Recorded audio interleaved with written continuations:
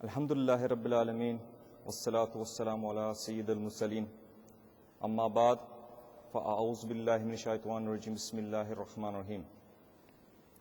As-salatu wassalamu alayka ya Rasulullah, wa ala alika wa ashabika ya Habiballah. As-salatu wassalamu alayka ya Nabiyallah, wa ala alika wa ashabika ya Nurallah. Praise be to Allah, Lord of all the worlds, most gracious, most merciful. And peace and blessings be upon the Prophet Muhammad sallallahu alaihi wasallam, his family, his companions, and all who follow in his way. My dear respected Islamic brothers and watchers of Madani channel, there are many blessings in reciting Durood Pak upon the Prophet of Allah sallallahu alaihi wasallam. But there are also many instances in which the Prophet of Allah sallallahu alaihi wasallam has also warned us for those people who fail to send Durood Pak upon the Prophet of Allah sallallahu alaihi wasallam. There are many blessings in reciting Durood Pak upon the Prophet of Allah sallallahu alaihi wasallam.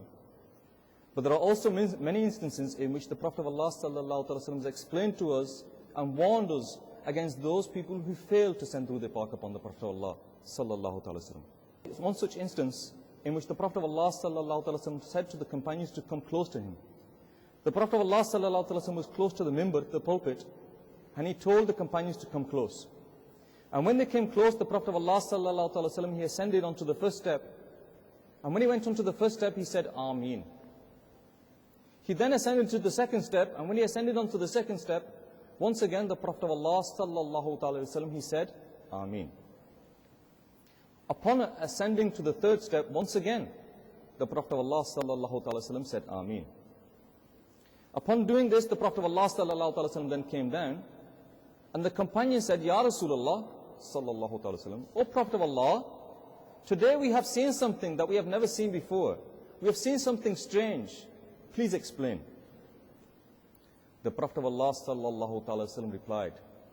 He said, today Hazrat Jibreel alayhi salam came to me, and when I went on to the first step, Hazrat Jibreel alayhi salam said to me, woe unto him who a month of Ramadan comes and a month of Ramadan goes, and he fails to get his sins forgiven.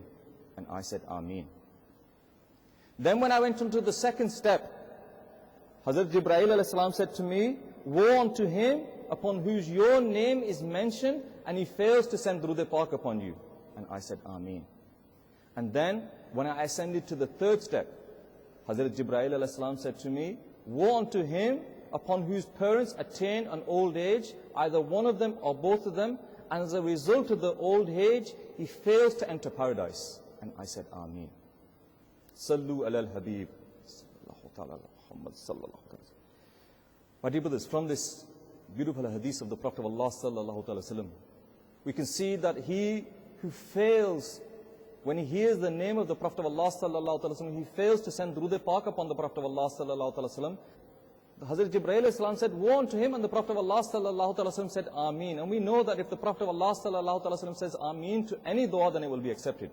So my humble brothers, my watchers of the Madani channel, whenever you hear the name of the Prophet of Allah sallallahu alaihi wasallam, please remember to send Durood Pak upon him. And also, whenever you have any spare time, you're driving in your car, you're on your coach to the work or college or whatever, spend this time, this spare time that you have, in sending Durood Pak upon the Prophet of Allah sallallahu alaihi wasallam. Who knows that on the Day of Judgment, maybe that one extra Durood Pak that you have sent may make all the difference for you on the Day of Judgment.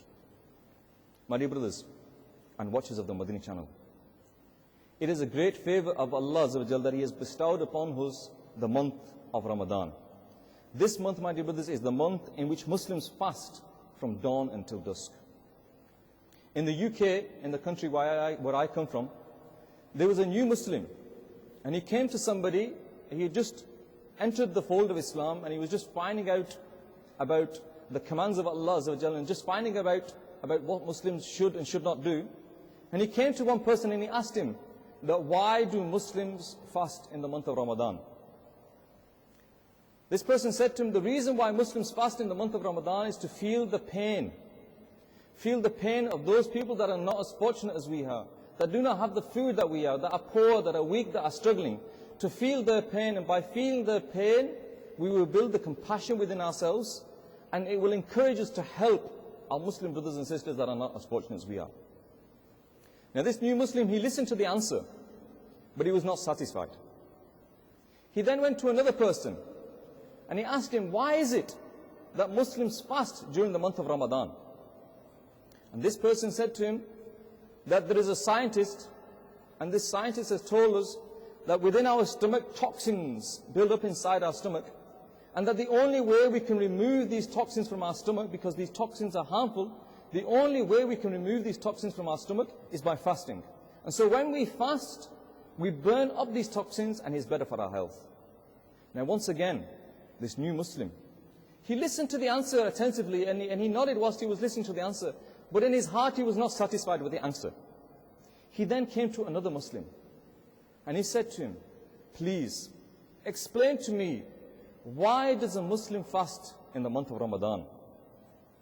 And this Muslim brother, he said to him that the reason why a Muslim fasts in the month of Ramadan is because Allah Azza wa Jal has told us to fast.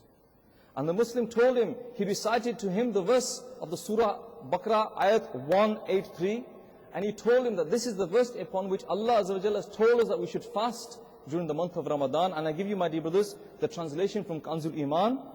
Fasting has been made obligatory upon you as it was made obligatory upon those before you, so that you may become pious.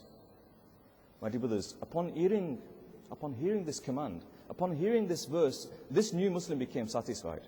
Because he realized that Allah Azza wa Jal is the creator. Allah Azza wa Jal has created us. And He is the one that we should listen to. And whatever Allah Azza wa Jal has bestowed upon us, whatever Allah Azza wa Jal has asked us to do, he realized that it is for our improvement, is for our betterment. And so that was enough for him. So my dear brothers, if a new Muslim who knows very little about the religion of Islam, is only entered the fold of Islam, if he hears that this is a command of Allah Azza wa Jal, that he hears that this is what Allah Azza wa Jal wants from us, and that was enough for him, then it should be enough for all of us. It should be enough for all the Muslims in the world, that Allah wants us to fast, we should fast. Allah is telling us what to do, and we should listen to Him. And Allah Azza wa Jal also tells us in this verse that by fasting during the month of Ramadan, you will become pious. My dear brothers, by becoming pious, you will become closer to Allah Azza wa Jal. By becoming closer to Allah Azza wa Jal, you are pleasing Allah Azza wa Jal. And my dear brothers, this is the ultimate aim of every Muslim woman, man or child, to please Allah Azza wa Jal, to become closer to Allah Azza wa Jal, to become pious in the court of Allah Azza wa Jal. My dear brothers, the fast of Ramadan is farz upon every mature and sane Muslim man and woman. It is a farz upon us. There are no excuses for us. We must fast during this month of Ramadan. It is stated in Durul Makhtar that fast became obligatory on the 10th of Shaban, 2 years after the hijrah of the Prophet of Allah sallallahu alaihi wasallam. My dear brothers, imagine the heat of the summer.